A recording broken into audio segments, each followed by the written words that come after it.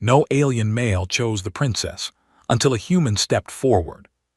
The silence that fell when the first suitor stepped back was the kind of silence that has weight to it. I felt it press against my chest from 20 rows back, and I gripped my thermos a little tighter and told myself I was just here to observe.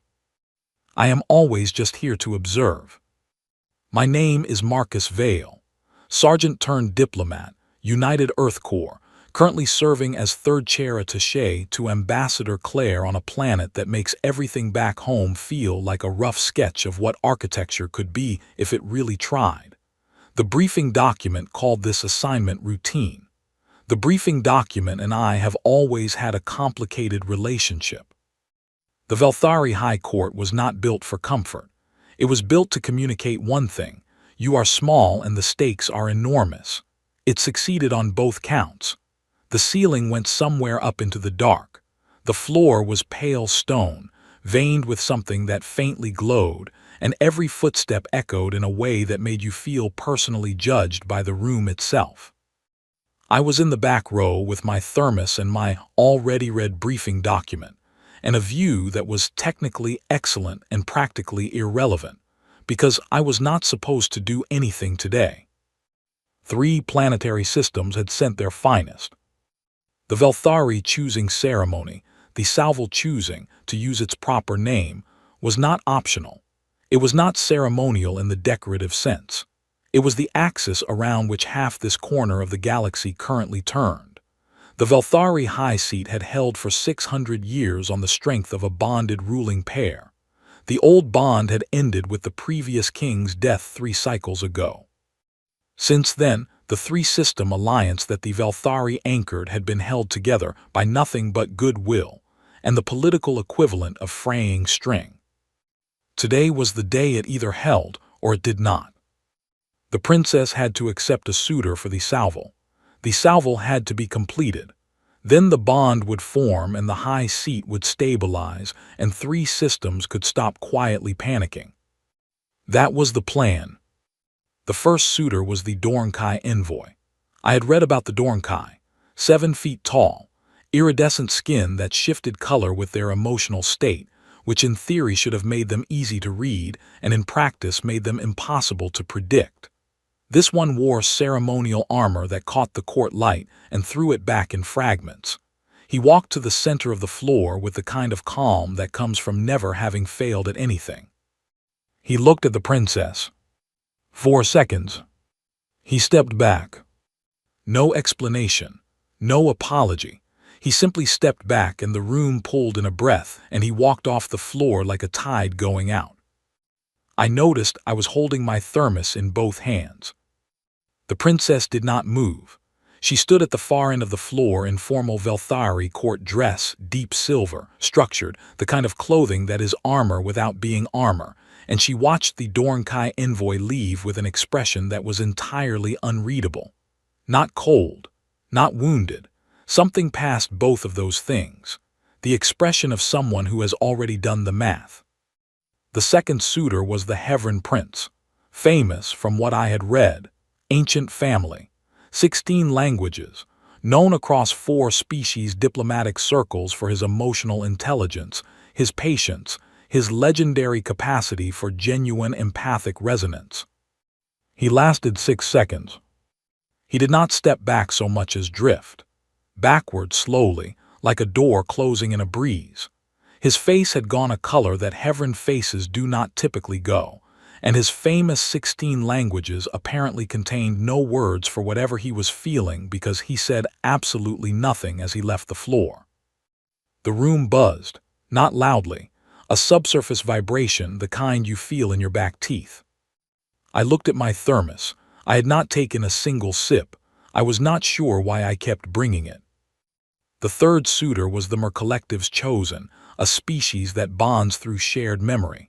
The collective had sent what I gathered was their most experienced, most stable representative. He stepped onto the floor. He did not even reach the center. Whatever he encountered in the approach stopped him halfway. He stood very still for a long moment, and then his 12 limbs folded gently and he sat down on the court floor.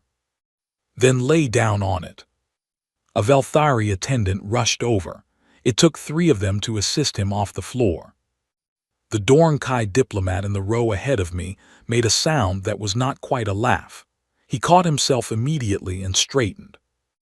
Ambassador Claire, sitting 4 seats to my left, wrote something on her formal dispatch pad and slid it quietly along the row to me without looking up. It said, "This is a disaster." I turned it over and wrote back, "On a scale of 1 to 3 system political collapse, what are we calling this?" She did not write back, which was answer enough. The ceremony paused. An attendant consulted with the court officials. There were no more suitors on the formal list.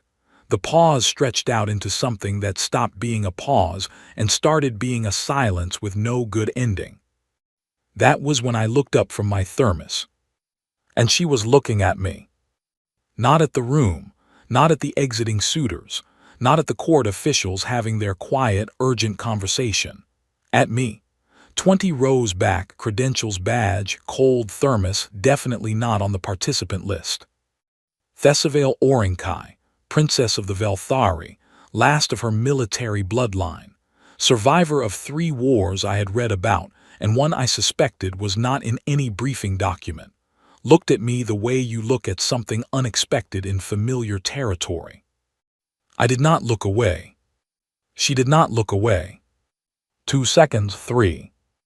A court official stepped forward to make an announcement, and the moment broke like surface ice, cleanly, and she was looking at the official and I was looking at my thermos.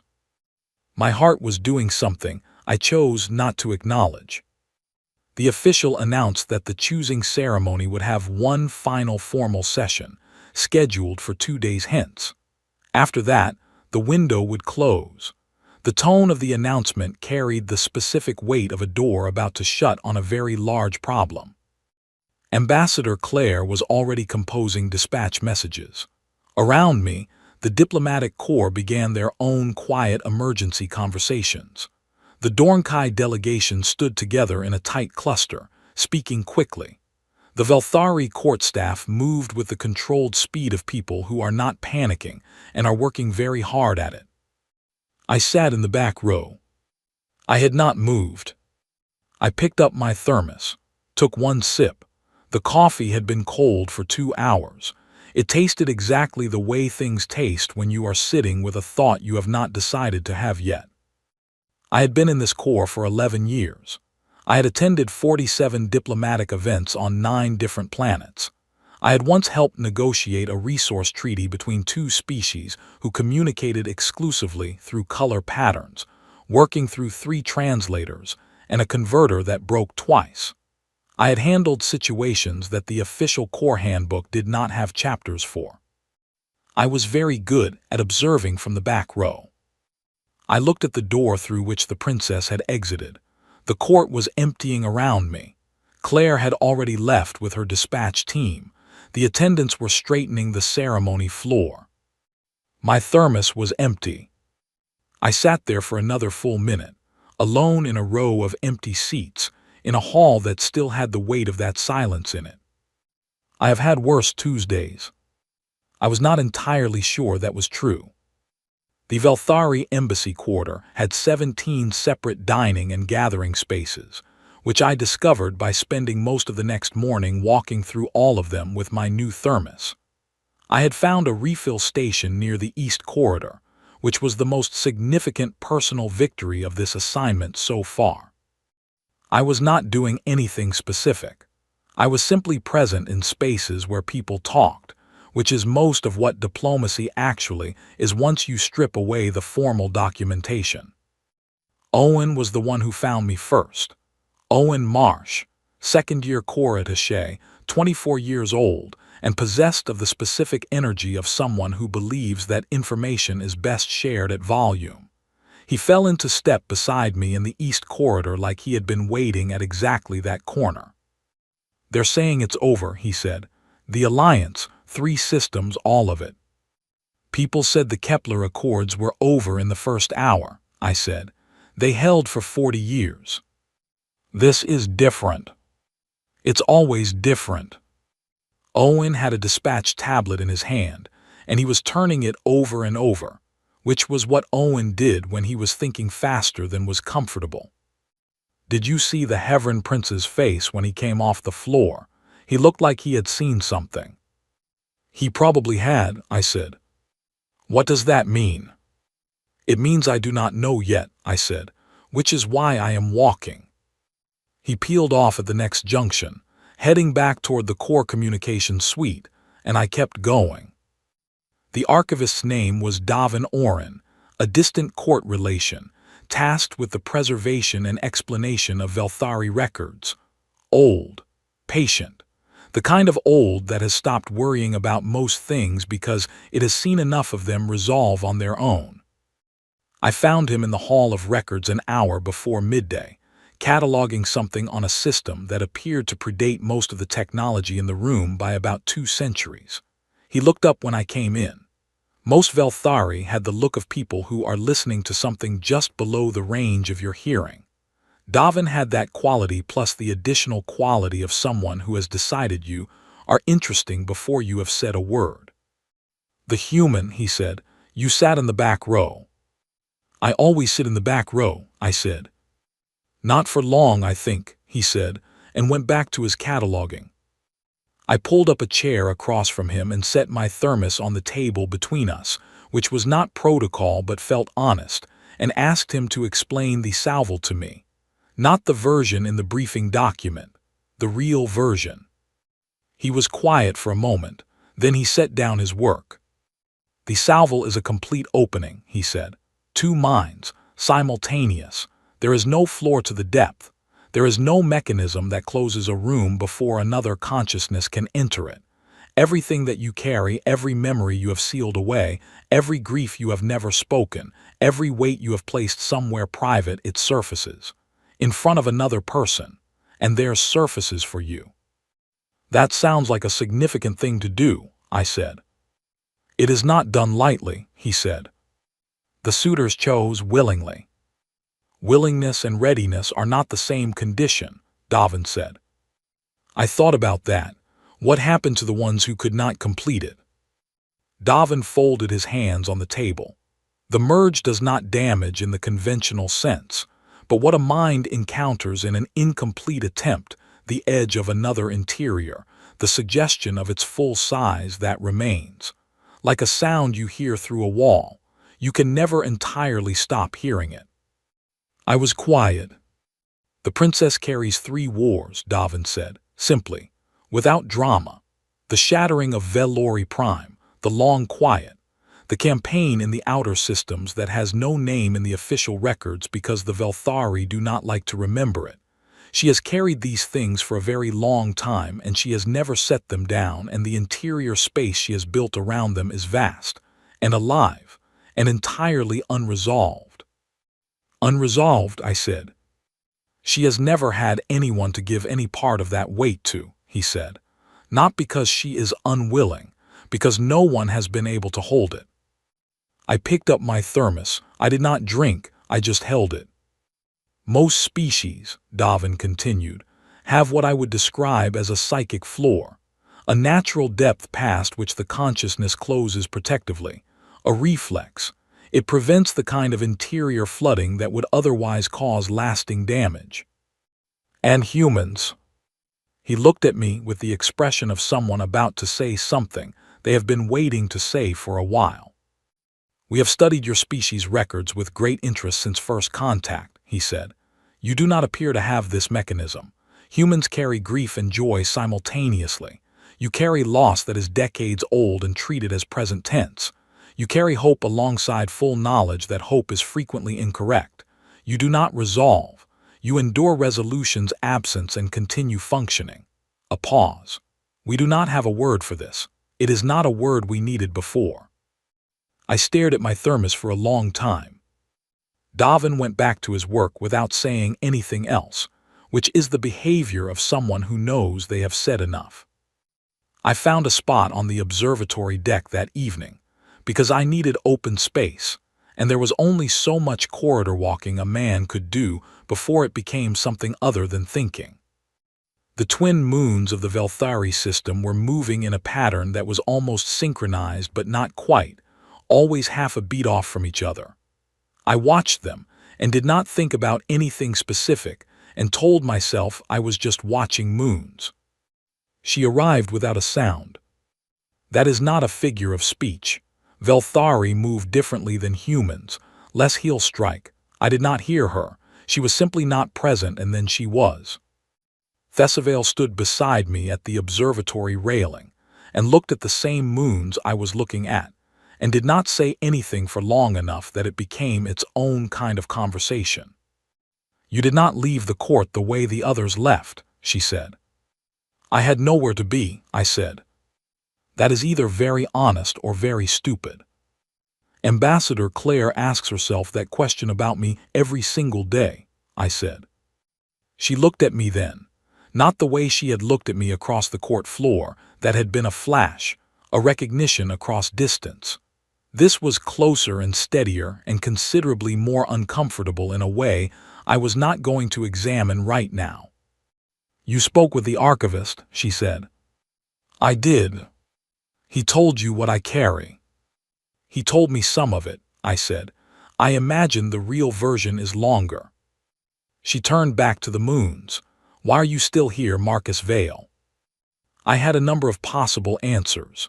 The diplomatic one, the deflecting one, the one where I say something dry and sidestep the actual question with enough ease that it goes unnoticed. I said, "Because you were standing on that floor, and 3 species finest walked away from you, and nobody in that room looked like they were going to do anything about it." Quiet. The moons kept their almost synchronized orbit. "I have caused harm," she said, "to minds that entered the edge of the salvo and could not complete it, not intentionally. The damage was real." "I know," I said. "And you are still here." "I am still here," I confirmed. She was quiet for a moment that stretched past comfortable and into something else entirely. "You are either very brave," she said, "or you are carrying something of your own that makes this feel familiar." I looked at the moons. I did not answer. She did not push. We stood there together in the dark for a long time, 2 people watching moons that belonged to neither of us, and I thought about Davin's words, unresolved, alive, cannot be carried alone, and I thought about the locked room in my own interior that I opened exactly once a year and immediately closed again. She left as quietly as she had arrived. I stood on the observatory deck alone and looked at my hands and thought, I have had worse Tuesdays. I was less certain of that than I had ever been in my life. Ambassador Claire found me at breakfast. She sat down across from me with a cup of something that was not coffee, but that she drank with the focused grimness of someone who needs caffeine and will accept substitutes. She had the look she got when she was about to say something she had rehearsed. "The 3-system alliance loses its anchor after tomorrow's session," she said. "I know. The Velthari will fracture politically. The Dornkai will move to fill the vacuum. We lose 50 years of diplomatic progress in this sector." "I know.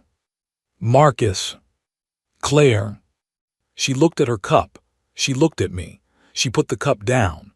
"I am your commanding officer on this assignment, and I am going to ask you a direct question, and I need a direct answer." "Go ahead. What are you thinking?" I turned my credentials badge over in my fingers. Forward, back, forward. "I am doing math," I said. "You have been doing math since the ceremony. It is a complex equation." She leaned forward. Claire was not a person who alarmed easily. She had 22 years in the Corps. She had negotiated under conditions I was not cleared to know the full details of. She was alarmed now, not the panicking kind. The kind that looks like stillness because she had trained herself to make it look that way. "The salvo has broken 7 minds," she said. "These are not weak minds. These are the chosen representatives of species with millennia of diplomatic and emotional development." "I read the records," I said. "And what did you conclude?" That they all have a psychic floor, I said, a depth at which the mind closes protectively, a natural reflex. I set my badge down on the table. I have been told on reasonably good authority that humans do not have this mechanism. Claire stared at me. We carry things differently, I said. We do not resolve, we just continue, alongside the unresolved things, all of it. Simultaneously, indefinitely. You are describing this as though it is an advantage. I am describing it as a fact, I said. She was quiet for a long moment. Then she said, very carefully, if you enter that floor and the merge does not hold, the consequences are not only personal, there are diplomatic implications. A human representative attempting the Velthari bonding ceremony and failing would be. I know what it would be, I said. Then you understand why I cannot authorize. I know you cannot authorize it, I said. I am not asking for authorization. I picked up my credentials badge and stood. I am going to finish breakfast. Then I am going to spend the rest of today preparing, and tomorrow I am going to present myself on the ceremony floor. Claire said my name once more, quietly. I looked at her. She has been standing on that floor her whole life, I said. 3 wars, everything she has ever lost, completely alone with all of it. And everyone who could have stood beside her took one look and walked away. I paused. I am not walking away. I left my half-finished coffee on the table. I spent the afternoon with Davin. Not the emotional architecture conversation this time, practical preparation. The Velthari formal language of the choosing, the specific words, the specific cadence, the protocol of presenting oneself as a candidate, the way to stand, the direction to face. Davin taught me without comment on why I needed to know. He corrected my pronunciation of 3 syllables with the patience of someone who has corrected pronunciation for a very long time. He did not say anything encouraging. He did not say anything discouraging. He simply taught. At the end of the session, he looked at me for a moment. You understand what she carries, he said. Some of it, I said. I will understand the rest when I need to. He nodded slowly. In 600 years of Velthari records, he said, there is no precedent for what you are proposing. I know, I said. That is not a warning, he said. It is simply a fact. He paused. Perhaps the record needed a new entry. I went back to my quarters and spent the evening reading, not the briefing documents. The copy of Marcus Aurelius I had carried in the inside pocket of my uniform jacket since the academy. I opened it to a page I had read so many times the spine had a permanent crease there. I read the same paragraph 4 times. I put the book down. I stared at the ceiling. I thought about Kepler 9 for exactly as long as I allowed myself, which was not very long and was also the hardest part of any given day. And then I got up and made coffee from the small kit I had packed, because 11 years in the Corps had taught me to always bring my own. I drank it standing at the window, looking out at the Velthari night, and felt entirely calm in the way that people feel entirely calm when they have made a decision, and the decision is made, and there is nothing left to do but execute it. The second and final session of the choosing ceremony. The court assembled with the specific energy of a room that is present for a conclusion it does not want to witness but cannot avoid. The suitors' gallery was empty. The political observers from all 3 systems sat with the expressions of people who have already drafted their failure communications and are waiting to send them. The Velthari court staff moved in the careful, controlled way of people who are professionally holding themselves together. Claire was in her official seat. She did not look at me when I walked in. Owen was 3 seats down. He looked at me with the expression of someone who is about to say something and then decided against it. I walked toward the back row, stood at the entrance to it, looked at the empty seat I had occupied 2 days ago. I turned around. I walked to the ceremony floor. The sound of the room changed when I stepped onto the pale stone. Not immediately. It took about 2 seconds for the nearest observers to register what was happening, and then it moved outward through the court like a ripple, a shift in the air, in the low murmuring, in the quality of everyone's attention. I walked to the center of the floor. The Dorn-Kai diplomat in the second row made a sound, short, involuntary. He pressed his lips together immediately. A Hevron attaché leaned to the colleague beside him and said something I could not hear and did not need to. I turned to face the high seat. Thesavale was already looking at me. I said my name, my species, my rank. I said the formal Velthari words of candidacy, 3 sentences that Davin had drilled into me until the pronunciation was right, in a language I had learned in 12 hours, in a court that had 600 years of history and no chapter for this moment. The silence that followed was absolute.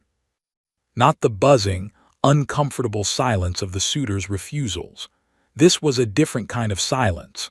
The kind that happens when a room has no available response and is still searching for one. Claire across the court had stopped writing. Owen had stopped breathing, as far as I could tell. Thesavale looked at me for a long time, not with pity, not with caution, with the careful steadiness of someone who is measuring something real. She said, only for me, in a voice pitched below the court's hearing, "You know what I am." I said, "I have had some idea since the observatory." She said, "And you are not afraid." I said, "I did not say that." Something moved across her face, too fast to name, too specific to mistake. She inclined her head.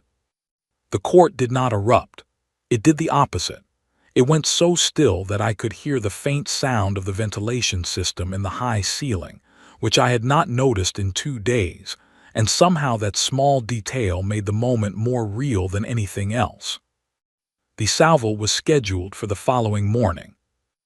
I walked off the ceremony floor. I did not look at Claire. I did not look at Owen. I walked back to the rear of the court and stood at the entrance and looked at the floor where I had just been standing and thought, "Sweet mother of Motown." Owen appeared at my elbow. He opened his mouth. "Not now," I said. He closed it. I walked back to my quarters. I did not make coffee this time.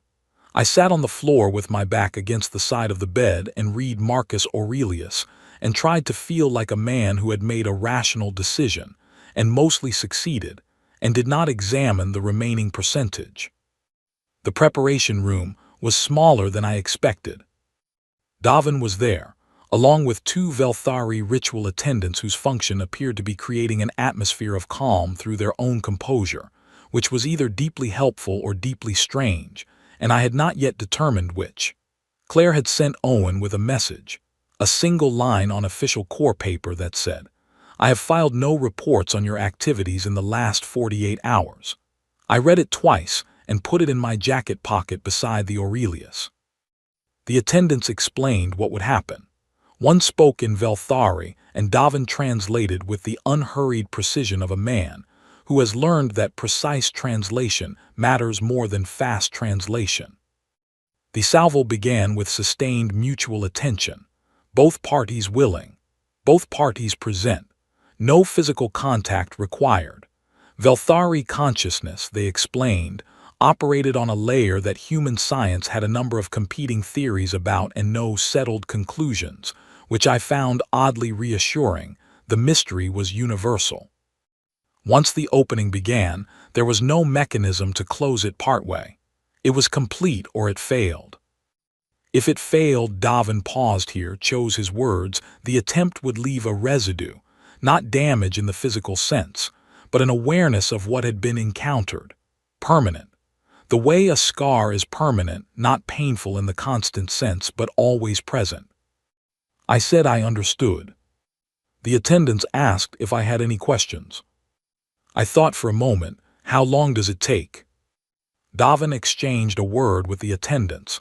Then, it takes as long as it needs to. That was the kind of answer I had learned to accept in this job. She was already in the room when I arrived. A different room from the ceremony hall, smaller.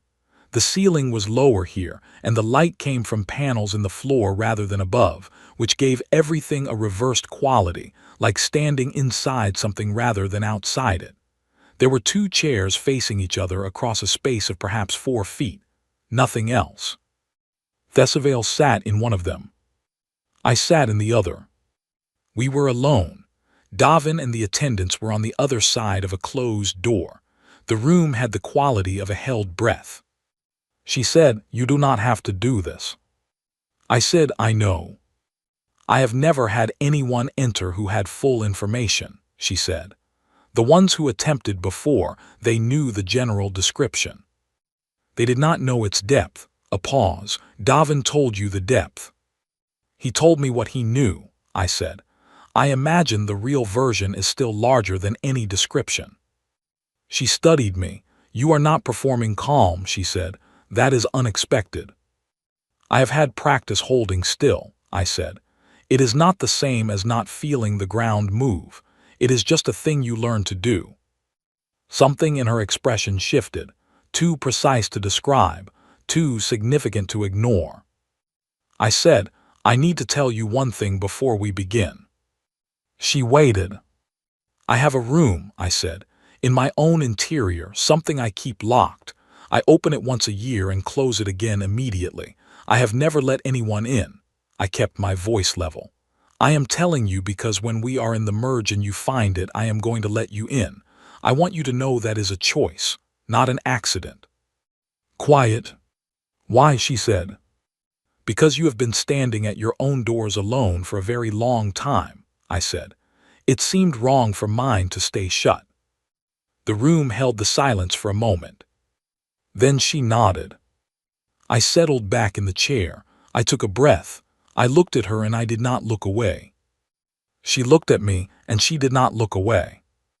I cannot fully describe what happened next because language was designed after the experience, not for it. There is a version where I say, "It felt like a door opening," but it was not that. A door implies a threshold you cross once. This was more like every surface in a room becoming transparent simultaneously. Nothing moving, nothing changing position, just the opacity leaving all at once in all directions. Her interior reached me before I had time to brace. I had been told it was vast. Davin had used the word vast. I understood the word. What I encountered was beyond the word. 3 wars. That was the first thing. Not as memory has distance, has the softening of time between the event and the recollection. This was present, all of it present, alive, the way Davin had said. The shattering of Velori Prime was not a historical fact I was reading about. It was a weight that pressed from all directions at once, a grief with no floor, the absence of people who had existed and then had not, on a scale that made individual loss feel like a single note in a chord that had no ending. The long quiet came after, worse in a different way. Grief is loud. The long quiet was the sound of a civilization learning to continue in the absence of most of what had made it whole. I felt her carry that had been carrying it alone for the length of time I had been alive, and longer. I held still. This is what I mean when I say it is not the same as not feeling it. I felt every piece of it. It moved through me like weather. I let it move. I stayed on my feet. Her attention moved through the other rooms in my interior, the smaller ones, the lesser losses, the 11 years of a job that takes you to places where you witness things and then requires you to continue. I felt her register each one with a care I had not expected. Not examining, more like acknowledging, the way you acknowledge the weight of something before you decide to carry it. Then she found the locked room. She stopped. The quality of her attention changed. I have no better word than that. The pressure did not increase. It waited. The way she had waited on the observatory deck, patient, without demand. I unlocked the door. Kepler 9 entered the space between us. 4 names. The specific light of that morning. The hill that had no name in the mission records, only a coordinate, and that coordinate lived in a part of my memory I visited once a year and immediately left. The weight of walking out of something alone that I had gone into as part of a team. The years I had spent building a wall around that coordinate with the only materials I had available, which were forward motion and work, and the specific discipline of not stopping long enough to let it catch up. She went into that room. She did not flinch. She stayed. I felt her carry it, not take it from me, not lift it away, but stand in it with me, present, completely present, the way no one had been in the years since. And in the same moment I was standing in her interior, in the middle of 3 wars and a grief with no bottom, and I was not running, and I was not closing, and we were both still there. The merge held. I cannot explain why this is significant unless you understand that the mechanism that should have broken in both of us was the exact mechanism we had both lived without for years. The floor that was supposed to exist and was absent. The protective reflex that was supposed to fire and did not. We did not shatter. We held each other's weight in the places where weight was not supposed to be holdable, and we held, and somewhere on the other side of all of it there was a stillness that had not been there before. Not silence, not emptiness, stillness. The kind that comes after something very large has been acknowledged and is still present but is no longer alone. Coming back was like finding the floor after a long swim. I looked at my hands first, calloused, scarred at the left thumb from a piece of equipment on Kepler. I always noticed that scar on the anniversary and never other times. I was noticing it now. The past and the present in the same moment, looking at the same scar, and for once it did not require a wall to hold them apart. Thesavale was looking at her own hands. Neither of us spoke for a moment. Then she said very quietly, "You held." I said, "So did you." I did not expect she stopped, started again. No one has ever stood in that room with me, not one, in all the years. That seemed wrong, I said. She looked up at me, and for the first time since I had seen her in the ceremony hall, the expression on her face was not the expression of someone who has already done the math. It was something newer than that, something that had not had time to become careful yet. "Why?" she said. I said, "Sweet mother of Motown, you ask the same question twice." A beat. She made a sound, quiet, surprised, something that moved across her face and changed the geometry of it entirely. It was almost a smile. Almost. I looked at my hands, thought, I have had worse Tuesdays. On the other side of the door, I heard Davin make a sound I had not heard him make before. It took me a moment to identify it. He was crying. The Velthari High Court made its announcement 3 hours after the merge completed. I was sitting in Davin's records hall with my thermos and a cup of something the Velthari called morning tea that tasted like what I imagined a forest floor would taste if forests were slightly more refined than they currently are. It was not bad. I was on my second cup. The announcement moved through the diplomatic quarter, the way announcements move through confined spaces full of people who have been waiting.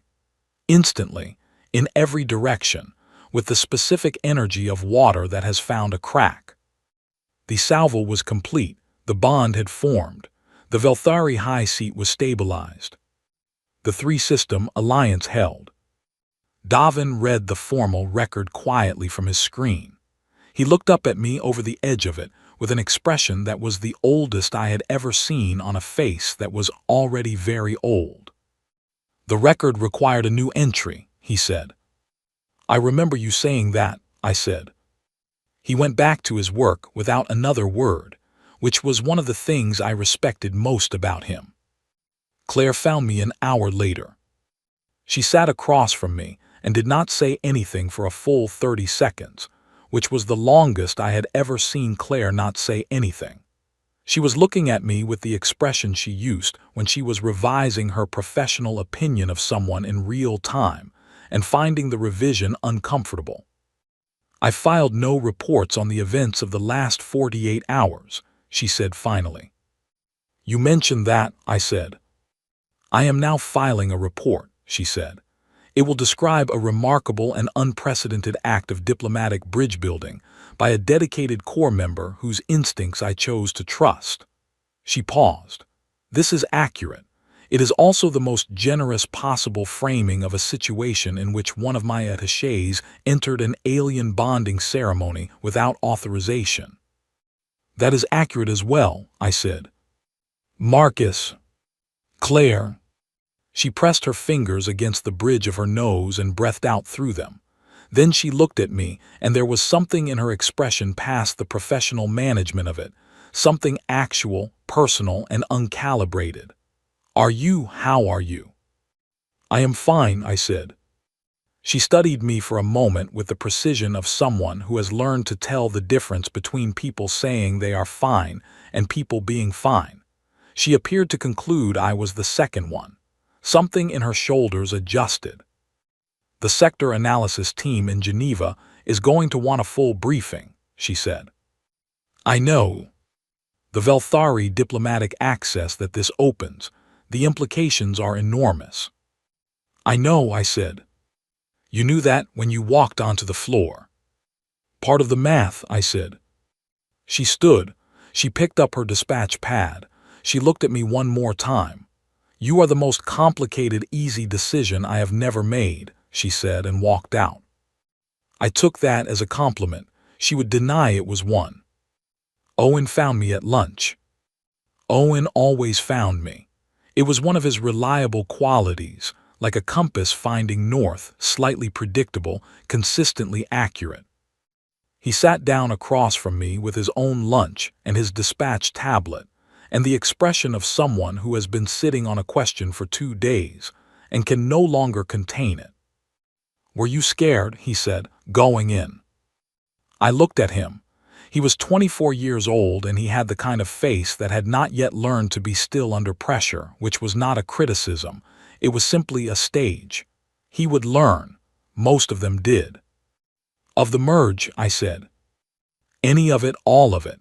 He leaned forward slightly.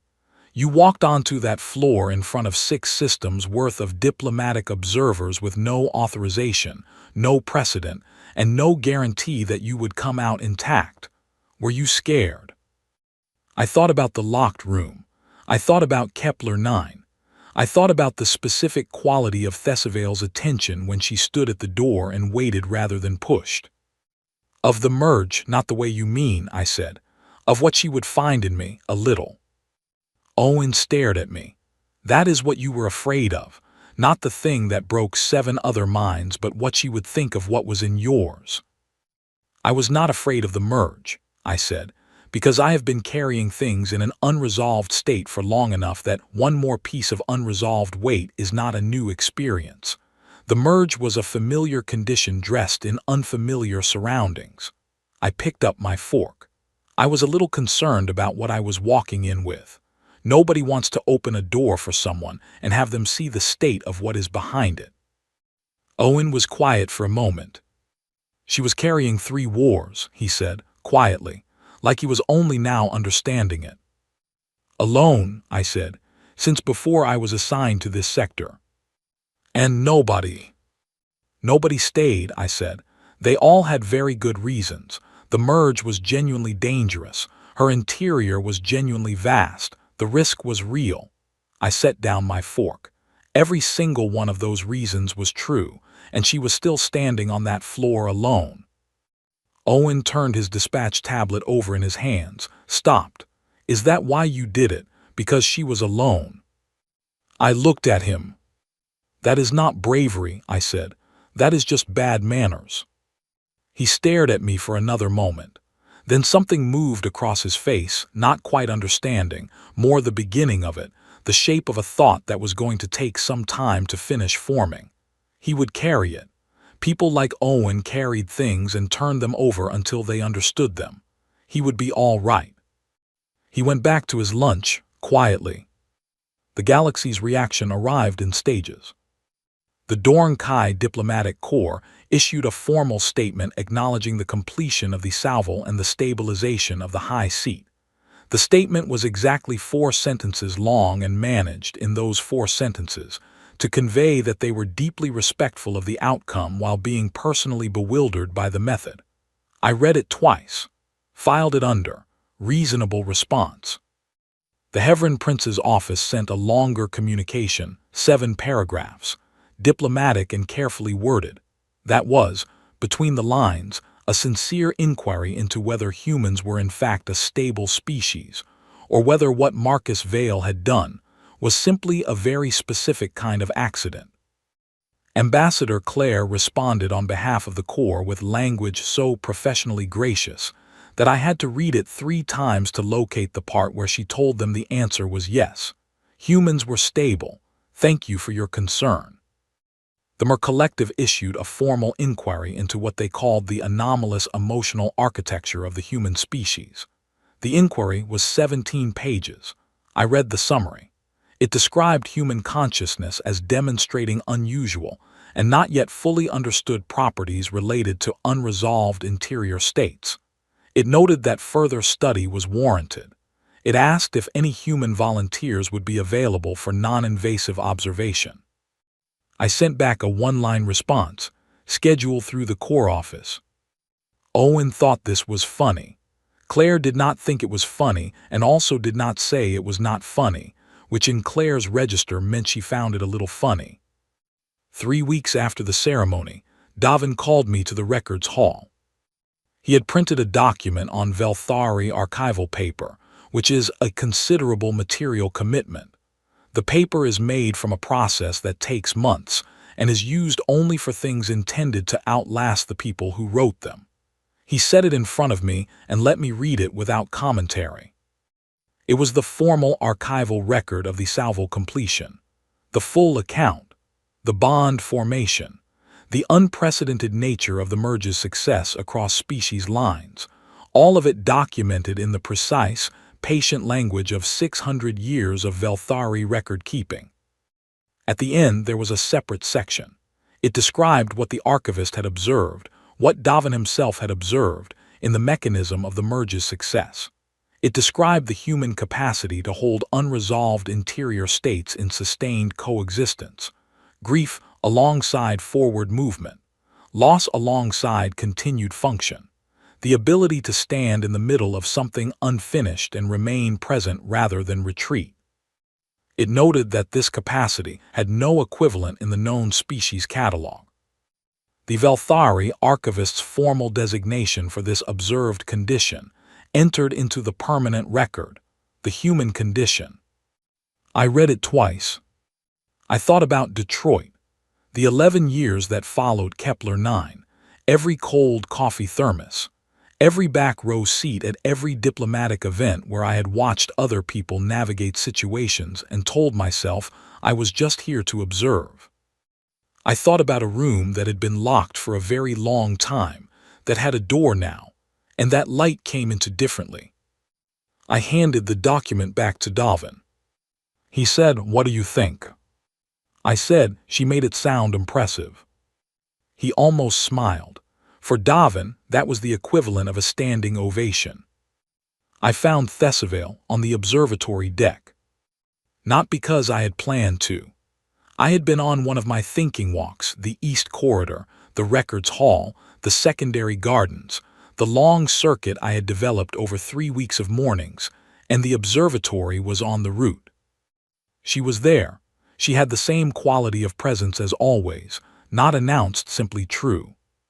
She was reading.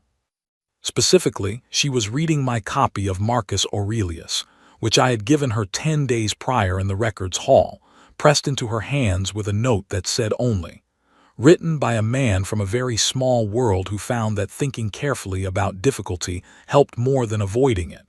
She had not asked what it meant. She had simply taken it. She was reading it now, with the careful attention she gave to everything. She did not look up when I came in. She said, without turning, "This man was very concerned with mortality for a species that apparently has very little sense of self-preservation." I said, "That is about right." "He experienced great loss," she said. "He writes about loss in a way that suggests he expected it, prepared for it, and then encountered it anyway and was surprised." She turned a page. This seems universal.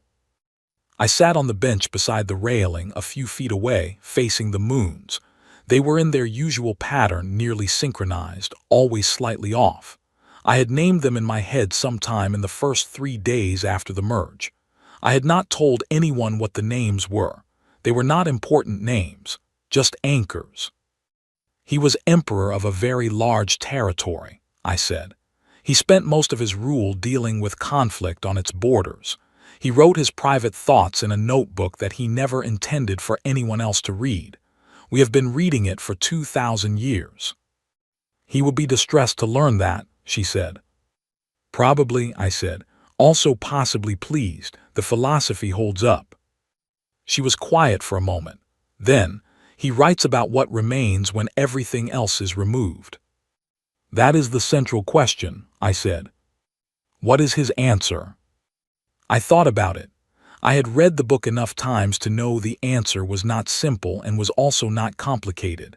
It was just true, which was harder than either of those. The choice of how you carry it, I said. That is what remains. She closed the book. She held it in both hands and looked at it, and I watched her profile against the observatory window, against the twin moons and the dark, and she had the expression I had seen for the first time in the preparation room, the one newer than her usual stillness, the one that had not had time to become careful yet. 3 wars, she said, the shattering, the long quiet. I have carried them in the way that you carry something when you believe you will always carry it alone. The carrying becomes part of your structure.